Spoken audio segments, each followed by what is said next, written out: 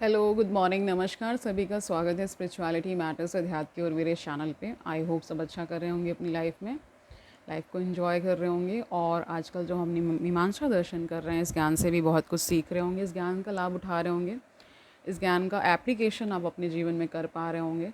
ठीक है, जब आप बहुत सारे विषयों से मतलब सराउंडेड होते हैं, है ना। आपकी अपनी लाइफ है एक, और उसमें बहुत सारे चैलेंजेस भी आते हैं, बहुत सारे पारिवारिक मसले होते हैं, हमारे अपने व्यक्तिगत जीवन में कभी बहुत सारी क्राइसिस आ जाती हैं, चाहे वो फाइनेंशियल हो या फिर कोई अदर इशू हो, कोई हेल्थ इशू आ जाता है। और कई बार हम बहुत ज़्यादा स्टक हो जाते हैं कि अब क्या करें।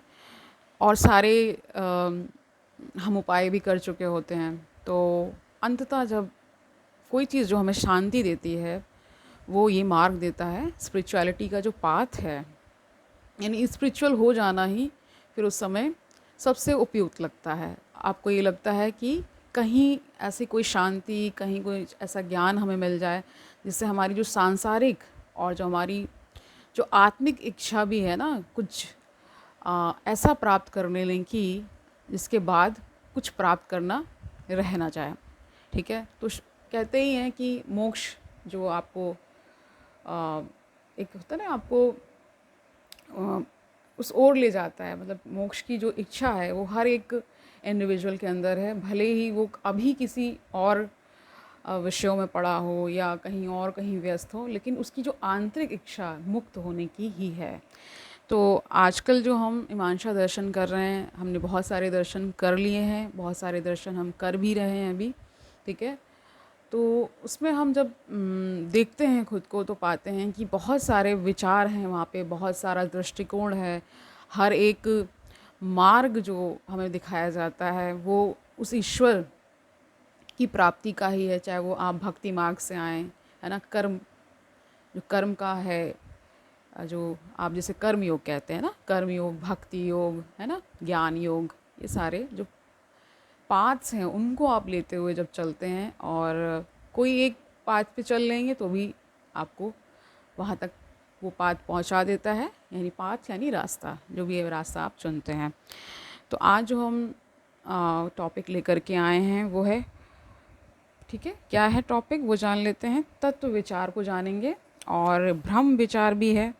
ठीक है, मीमांसा दर्शन का ब्रह्म विचार है, तत्व विचार है।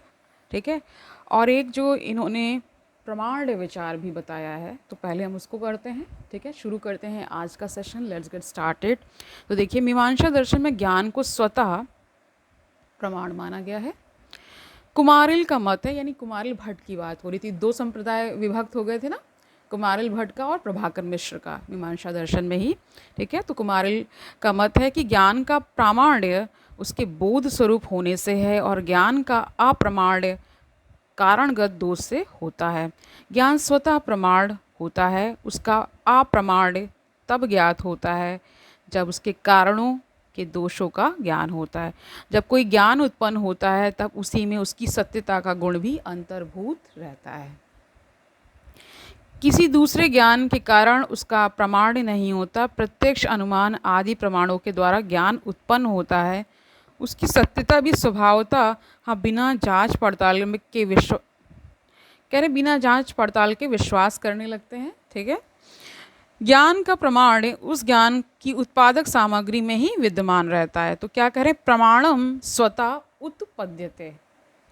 ठीक है, जो ही ज्ञान उत्पन्न होता है त्यों ही उसके प्रमाण का भी ज्ञान हो जाता है। फिर आगे इसको संस्कृत में क्या कह रहे हैं, प्रमाण्यम स्वतः ज्ञाते च। ठीक है, परंतु ज्ञान के मिथ्या यानी मिथ्या तत्व को ही उसको जब संधि कर देते तो क्या हो जाता है, मिथ्यात्व। ठीक है, का ज्ञान हमें अनुमान से होता है। साधारणतः दूसरे ज्ञान के द्वारा यह मालूम होता है कि ज्ञान भ्रमपूर्ण है। यानी कि एक, इसको इस तरह से समझिए कि एक थ्योरी दूसरी थ्योरी को काटती है, यानी थीसिस और उसका एंटीथीसिस। ठीक है ना। दूसरे शब्दों में उस ज्ञान के आधार में कोई त्रुटि है। ऐसी अवस्था में आधार के दोष से हम ज्ञान के मिथ्या होने का अनुमान लगाते हैं। कुमारिल की तरह प्रभाकर का भी मत है कि ज्ञान सदैव स्वतः प्रमाण होता है, परंतु जब वस्तु के स्वरूप के साथ ज्ञान की संगति नहीं होती तब उसका स्वतः प्रमाण असिद्ध होता है। दूसरे शब्दों में ज्ञान का अप्रमाण परतः अर्थात वस्तु के स्वरूप से असंगति होने के कारण उत्पन्न होता है। देखिए दो तरह का हम लोग लॉ में भी जब पढ़ते थे तो होता ना कि आपको बताया जाता है कि क्या फैक्ट इररिलेवेंट हैं और क्या फैक्ट रिलेवेंट हैं किसी केस में, ठीक है। तो उसमें सारी चीज़ें हम लोग को जब एविडेंस हम लोग पढ़ते थे तो एविडेंस लॉ में यही पढ़ाया जाता था कि आपको वही फैक्ट्स रखने हैं जो कि रेलेवेंट होते हैं। तो वैसे यहाँ पे कह रहे हैं असंगति होने पे वो जो आप ज्ञान देते हैं अगर दूसरे ज्ञान से असंगति हो जाती है तो जो जिस पे भारी पड़ जाता है उसको मान लिया जाता है, ठीक है। जैसे आप पढ़ते होंगे जब कभी भी क्लैशेस होते हैं दो राइट्स के बीच में तो वहाँ पे ये देखा जाता है कि कौन सा राइट ज़्यादा मतलब सोसाइटी एट लार्ज को जो इफ़ेक्ट ज़्यादा करेगा उसको हम उसको वरीयता दे देते हैं ना। जैसे आपने अगर आप साधारण भाषा में समझें कि जब दो शक्तियाँ टकराती हैं, ठीक है, तो कहते विनाश तो होता है लेकिन जिसकी तरफ ज़्यादा वो होगा बल वही शक्ति जीत जाएगी, ठीक है। तो ये भी यहाँ पे देखा जाता है कि जब दो शक्तियाँ होती हैं या फिर अगर बराबर की हैं तो फिर वो क्या होता था डिफ्यूज़ हो जाता है, ठीक है। समझ रहे होंगे जो मैं कहना चाह रही हूँ। कह रहे हैं कि न्यायिक ज्ञान यानी यहाँ पे न्याय दर्शन के जो समर्थक हैं उनकी बात की जा रही। न्यायिक ज्ञान को स्वतः प्रमाण नहीं मानते, ठीक है। तो यहाँ पे जो न्याय दर्शन को मानते हैं वो ज्ञान को स्वतः प्रमाण नहीं मानते हैं, उसके साथ कुछ होना बहुत ज़रूरी है। यानी उसको इंडिपेंडेंट नहीं मान रहे हैं, उसके साथ कुछ आएगा तब उसको प्रमाण मान लेंगे, ठीक है। न्यायिकों के मतानुसार प्रत्येक ज्ञान का प्रमाण उस ज्ञान की उत्पादक कारण सामग्री के अतिरिक्त बाह्य कारणों से उत्पन्न होता है, यानी बाह्य कारण वहाँ होना ज़रूरी है। उदाहरण स्वरूप कोई प्रत्यक्ष ज्ञान प्रामाणिक है या अप्रामाणिक है या इस बात पर निर्भर करता है कि वह ज्ञानेंद्रिय है ना, ज्ञानेंद्रिय का मतलब जो ज्ञान की इंद्रिय है ना, ज्ञानेंद्रिय जिसके आधार पर वस्तुओं का ज्ञान होता है ठीक है या नहीं। न्यायिकों के मतानुसार प्रत्येक ज्ञान का प्रमाण अनुमान के द्वारा निश्चित होता है। मीमांसा इस विचार का खंडन करते हुए कहती है कि ऐसा मानना क्या है, इसको बता रहे अनवस्था दोष बता रहे हैं, यानी इनफाइनाइट रिग्रेस बता रहे हैं का सामना करना अनिवार्य हो जाता है। यदि आ के प्रमाण के लिए बा को मानना पड़े तथा बा के प्रमाण के लिए सा को मानना पड़े तो इस क्रिया की समाप्ति नहीं होती। तो यहाँ पे आसान शब्दों में समझ लीजिए, कहने का मतलब है कि कह रहे हैं कि आ का मतलब ए ले लीजिए, बा का मतलब बी और सा का मतलब सी, ठीक है। तो कह रहे हैं कि अगर हम ए को प्रमाणित करना चाह रहे हैं तो हमें बी का सहारा लेना पड़ता है और बी को प्रमाणित करना चाह रहे हैं तो हमें सी का सहारा लेना पड़ता है। और ये जो सीरीज़ कहाँ जाके एंड होती है ये पता नहीं है, ठीक है, यानी सहारा ही लेते रहेंगे हमेशा। तो इसीलिए कह रहे हैं कि इसकी समाप्ति नहीं होती है। इसका फल यह होगा कि किसी का प्रमाण सिद्ध नहीं होगा तथा जीवन असंभव हो जाएगा, अतः न्याय का परता प्रमाणवाद खंडित हो जाता है। मीमांसा दर्शन के भ्रम विचार की व्याख्या करने के पूर्व प्रभाकर और कुमारिल के ज्ञान के सिद्धांत यानी कि थ्योरी ऑफ नॉलेज के संबंध में कुछ चर्चा करना आवश्यक है ना। प्रभाकर का ज्ञान सिद्धांत त्रिपुटी प्रत्यक्षवाद के नाम से विख्यात है। प्रभाकर ज्ञान को 100 प्रकाश मानते हैं, यानी कह रहे हैं ज्ञान जो होता है वो 100 प्रकाशित होता है और जहाँ जहाँ जाता है ज्ञान खुद ही प्रकाशित होने लगता है, ठीक है। यह अपने को स्वतः प्रकाशित करता है ना, तथा अपने को प्रकाशित करने के लिए अन्य की अपेक्षा नहीं महसूस करता। यद्यपि यह 100 प्रकाश है फिर भी यह शाश्वत नहीं है, इसको इटर्नल लेकिन नहीं मान रहे हैं, ठीक है। इसकी उत्पत्ति होती है तथा विनाश होता है। ज्ञान अपने आप को प्रकाशित करता है तथा यह ज्ञाता यानी सब्जेक्ट, गे यानी ऑब्जेक्ट को भी प्रकाशित करता है। प्रत्येक ज्ञान में 3 तत्वों का बता रहे हैं, 3 तत्वों का रहना अनिवार्य है। ये हम पहले भी जान रहे थे, जिसमें क्या है वे हैं ज्ञाता यानी सब्जेक्ट, गे यानी ऑब्जेक्ट तथा ज्ञान कॉग्निशन जिसे हम बोल रहे हैं, तीनों का होना आवश्यक है, ठीक है। आत्मा को ज्ञाता कहा जाता है। यह भी देखिए मजाक मजाक में और कई बार हम हाँ, एक दूसरे का जब हम परिहास कर रहे होते हैं, मजाक उड़ा रहे होते हैं, तो कहते हैं बहुत ज्ञाता मत बनिए, ठीक है। तो ऐसा भी होता है ना। तो ये थोड़ा सा जो हमारे दैनिक जीवन में जो ज्ञानियों को उतना अ, वैसे तो सम्मान बहुत ज़्यादा है, लेकिन हम कई बार इसको कटाक्ष, और जब किसी को हम कहते हैं ना चुटकी लेने के लिए भी बोल देते हैं, बहुत ज्ञाता मत बनिए, तो ऐसा भी बोला जाता है, ठीक है। लेकिन ज्ञान कहते हैं कि ज्ञान अगर आपको आपके पास है, या आप उसकी मतलब उसको लेने के लिए सदैव आतुर रहते हैं, तो इसका मतलब आप जिज्ञासु प्रवृत्ति के हैं, है ना कुछ नया जानना है, कुछ ना कुछ आपको जानने की जो लालसा है, जो इच्छा है, वो बहुत प्रबल रहती है ऐसे व्यक्तियों में, जिसमें मैं खुद को भी गिनती हूँ, क्योंकि मुझे भी बहुत विभिन्न विभिन्न विषयों का ज्ञान लेने में हमेशा से बचपन से ही इंटरेस्ट रहा है। मतलब बचपन से ही कुछ ना कुछ ऐसा पढ़ने का लिखने का शौक़ रहा, और यही कारण है कि फिर मैंने बहुत सारे डिफरेंट सब्जेक्ट्स को टच किया। मतलब लगभग हर सब्जेक्ट में कुछ ना कुछ इंटरेस्ट रहा है, और वही इंटरेस्ट आपको आगे जाके एक प्रबुद्ध व्यक्तित्व का धनी बनाता है, जो लोग बहुत ज़्यादा ज्ञान अर्जन में लगते हैं। मतलब ज्ञान का भी एक होता है ना कि आप जब ज्ञान की तरफ जाते हैं, तो आप बाकी जो आपके जो विकार हैं, जो बाकी सारी जो बुरी संगतियों से आप बच जाते हैं। अगर किताबों को आप अपना दोस्त बना लेते हैं, तो क्या होता है, या तो मित्र देखिए, जो अच्छा मित्र है उसका कोई सब्स्टिट्यूट नहीं हो सकता है, लेकिन हर कोई इतना ब्लेस्ड नहीं होता कि उसको अच्छे मित्र मिले, या उसको अच्छा उस प्रकार का एनवायरनमेंट मिले। तो इससे अच्छा है कि आप बुक्स से दोस्ती कर लें, तो वो ज़्यादा बेटर होता है। ना वहाँ पे कोई कह सकते हैं, ना वहाँ कोई आपको पछतावा होने वाला है कि इसने धोखा दे दिया, उसने धोखा दे दिया, ऐसा कुछ नहीं होने वाला। किताबें कभी धोखा नहीं देती हैं, ठीक है। और म्यूज़िक से दोस्ती कर लीजिए, म्यूज़िक का इंटरेस्ट है, ठीक है। तो इस तरह से जब आप अपनी जो आप अपने गुणों का जब विकास कर रहे होते हैं, तो निश्चित ही इसमें बहुत पड़ाव भी हैं। मतलब बीच बीच में आपको ठहराव लाने की भी आवश्यकता होती है। और जब आप जीवन जी रहे होते हैं, तो कई बार बहुत सारी परेशानियां आप सामना करते ही हैं। सबके व्यक्तिगत जीवन में कुछ ना कुछ लगा ही रहता है। तो अध्यात्म क्या करता है, आपको एक बल देता है, आपको सबल बनाता है कि ठीक है, सिचुएशन आई है, इसका अपना एक समय है, समय बीत जाने पर हर चीज़ अपने आप ऑर्डर में आ जाती है। अगर आप किसी सत्ता पर विश्वास करते हैं, तो बहुत सारे जो नास्तिक लोग हैं वो अलग तरह से सोचते हैं, लेकिन जो आस्तिक हैं, वो जो ईश्वर जैसी सत्ता पर विश्वास करते हैं, वो निश्चित ही उसको सब कुछ सौंप देते हैं कि आप संभालिए, ठीक है। तो ये थोड़ा इजी हो जाता है, इसीलिए भक्ति मार्ग को थोड़ा सा इजी मार्ग बताया गया है, ठीक है। तो ज़्यादातर लोग इसमें देखिए, इसमें कोई मान लीजिए कोई अशिक्षित व्यक्ति है, जो उतना पढ़ा लिखा नहीं है ना, जो कम पढ़े लिखे भी हैं, वो लोग भी कर सकते हैं आराम से भक्ति, भजन कर सकते हैं। बहुत सारे हमारे इंडिया में अभी भी पॉपुलेशन ऐसी है जो पढ़ी लिखी नहीं है, तो उनके लिए ये मार्ग बहुत ही उपयुक्त है, ठीक है, सरल भी है।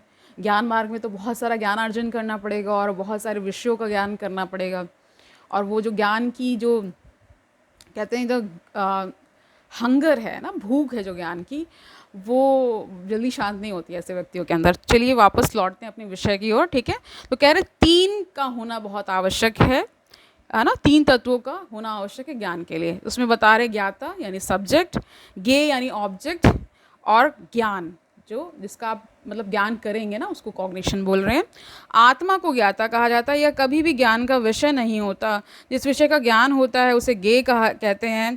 प्रत्येक ज्ञान में ज्ञान की त्रिपुटी अर्थात ज्ञाता, ज्ञेय और ज्ञान को प्रकाशित किया जाता है। ज्ञान स्वप्रकाश है, परंतु आत्मा और विषय प्रकाशित होने के लिए ज्ञान पर निर्भर करते हैं। कुमारिल का ज्ञान सिद्धांत ज्ञातवाद के नाम से विख्यात है।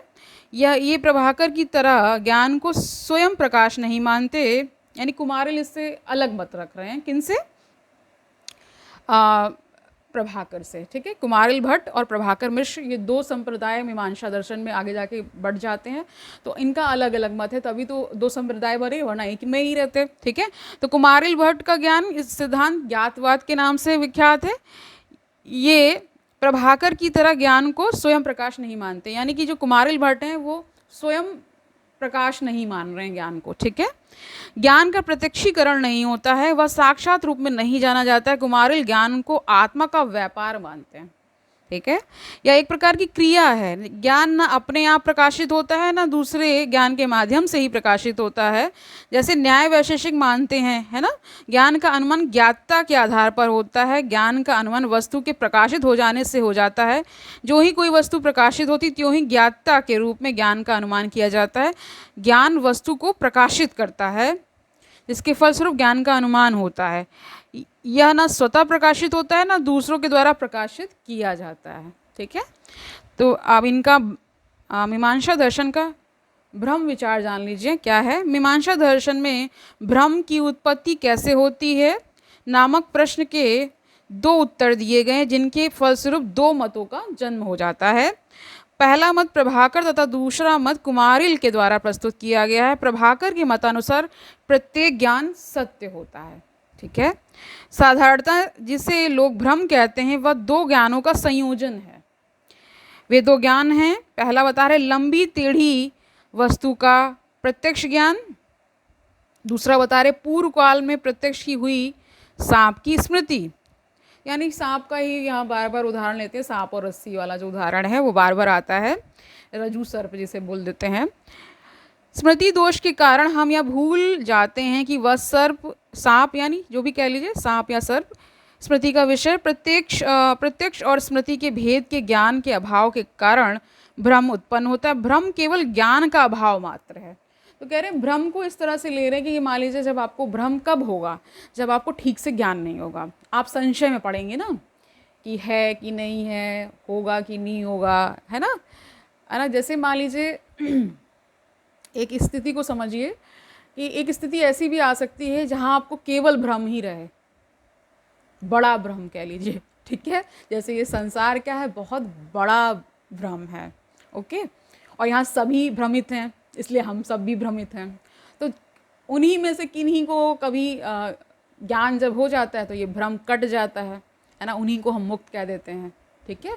तो भ्रम में हम सब पड़े हुए हैं, हर एक जीव, ये वो जीवधारी है, ठीक है। यानी जो जीवात्मा है वो क्या होता है, भ्रमवशी अविद्या के कारण ही तो बंधन में पड़ जाती है। बंधन थोड़ी ना आकर के जकड़ता है उसको, ठीक है। तो बंधन किसको होता है, जो भ्रम में होता है, ठीक है। यही बात हमने पहले भी जानी थी और यही सारे ज्ञान का निष्कर्ष है, ठीक है। तो कह रहे भ्रम केवल ज्ञान का अभाव मात्र है। ज्ञान ना होने के कारण, अविद्या होने के कारण हम अलग अलग किसी को कुछ समझ लेते हैं, है ना, रियलिटी से हम अवगत नहीं होते तो हमें भ्रम हो जाता है। इस मत को अख्यातिवाद कहा जाता है। यहाँ भ्रम की सत्ता को ही अस्वीकार किया गया है। कुमारिल प्रभाकर के भ्रम विचार से सहमत नहीं होते। उनके मतानुसार मिथ्या विषय भी कभी कभी प्रत्यक्ष होने लगता है। तो ये मैंने पहले भी बताया है कि कई बार क्या होता है, आपको मिथ्या ही क्या लगता है, सत्य लगता है, ठीक है। उदाहरण स्वरूप रस्सी में कल्पित सर्प है, ठीक है। कुमारिल के मतानुसार ज्यों ही हम रस्सी में सर्प देखते हैं और कहते हैं यह सर्प है, त्यों ही वर्तमान रस्सी सांप की कोटि में ले आई जाती है।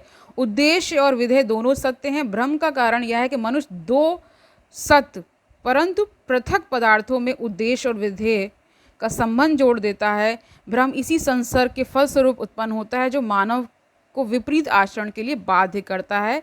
या मत विपरीत ख्यातिवाद कहलाता है, ठीक है। तो आप समझ गए होंगे कि ज़्यादातर जो हमारे जो एग्जाम्पल्स हैं वो रज्जु सर्प का ही आता है ज़्यादातर। मैंने इसमें पूरा जो आप पढ़ रहे होंगे कि आपको भ्रम किस प्रकार होता है कि आपको लग रहा है कि रस्सी सांप की तरह आपको महसूस हो रही है, मतलब आपको प्रतीति हो रही है, और जैसे ही प्रकाश पड़ेगा, है ना, तो ये देखिए प्रकाश के भी इसमें 2 इंटरप्रिटेशंस हैं। यानी ज्ञान का प्रकाश हो जाना, यानी आपको ज्ञान ही हो जाना, ठीक है, तो हो जाता है। एक दूसरा जब हम बहुत ही लो लेवल का जब एग्जाम्पल लेते हैं तो वहाँ पे देखिए कई बार होता है कि आप जब डीप सोचने की स्थिति में होते हैं तो भी कई बार भ्रम हो जाते हैं।